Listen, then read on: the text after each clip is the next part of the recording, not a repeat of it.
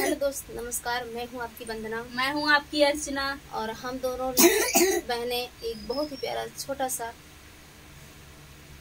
दहेज गीत सुना रहे हैं।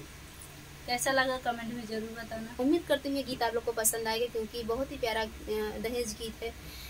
और पहले के समय में ऐसा होता था, अभी भी कुछ लोग ऐसे पड़े हैं। ऐसा नहीं है कि मतलब सब कोई नहीं है, दुनिया में बहुत लोग अभी पड़े हैं ऐसे लोग जो कि दहेज के लोग ही हैं और कुछ भी कर जाते हैं। पैसा दहेज न लेने पे, न पाने पे, अगर माँ बाप गरीब रहते हैं तो कुछ भी कर जाते हैं लड़की के साथ। तो ये गीत दहेज गीत है, कैसे लगेगा कमेंट में जरूर बताना। माई जन्मत नाम औलो का विवाह कैलू हो, माई जन्मत नाम औलो का विवाह कैलू हो। दई के बेटी आ जन्म अपराध कैलू हो, दई के बेटी आ जन्म अपराध कैलू हो। माई जन्मत नाम औलो, काई जन्मत नाम औलो का विवाह कैलू हो, माई जन्मत नाम औलो का विवाह कैलू हो। हमरे बाबा गरीब, हमरे मामी गरीब, हमरे पापा गरीब, हमरे मामी गरीब। मंगी है तिलक से दहेजवा, मंगी है तिलक से दहेजवा, पापा कैसे देबा हो। मंगी है तिलक से दहेजवा, पापा कैसे देबा हो।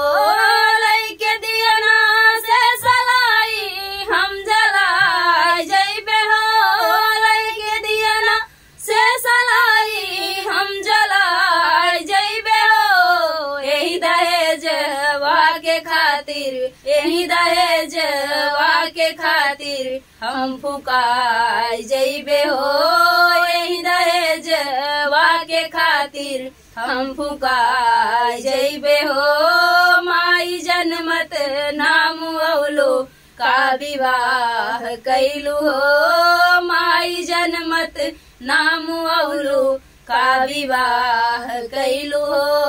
हमरे चाचा गरीब, हमरे चाची गरीब, हमरे चाचा गरीब, हमरे चाची गरीब। मंगिए तिलक से दहेजवा, मंगिए तिलक से दहेजवा, चाचा कैसे देबा हो। मंगिए तिलक से दहेजवा, चाचा कैसे देबा हो। लइके दियना से सलाई हम जलाई जइबे हो, लइके दियना से सलाई हम जलाई जइबे हो। यही दहेजवा के खातिर, यही दहेजवा के खातिर हम फुकाई जइबे हो, यही दहेजवा के खातिर हम फुकाई जइबे हो। माई जन्मत नाम औलो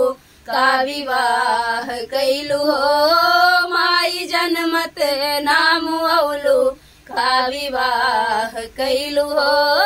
हमरे भैया गरीब, हमरे भाभी गरीब, हमरे भैया गरीब, हमरे भाभी गरीब। मंगिए तिलक से दहेजवा, मंगिए तिलक से दहेजवा, भैया कैसे देबा हो। मंगिए तिलक से दहेजवा, भैया कैसे देबा हो।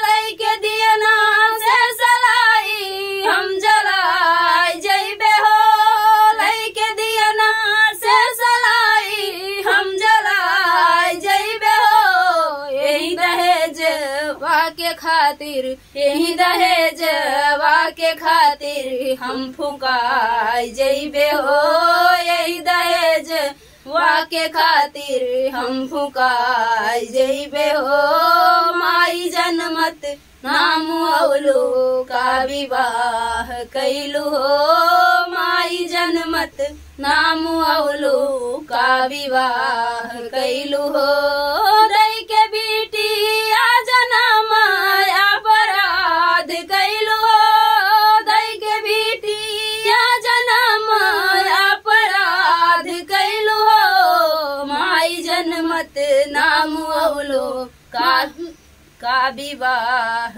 कैलू हो माई जनमत नाम अवलो का विवाह कैलू हो। तो ये दहेज गीत कैसा लगा कमेंट में जरूर बताना। फिर मिलते हैं किसी नेक्स्ट वीडियो में, तब तक के लिए बाय बाय।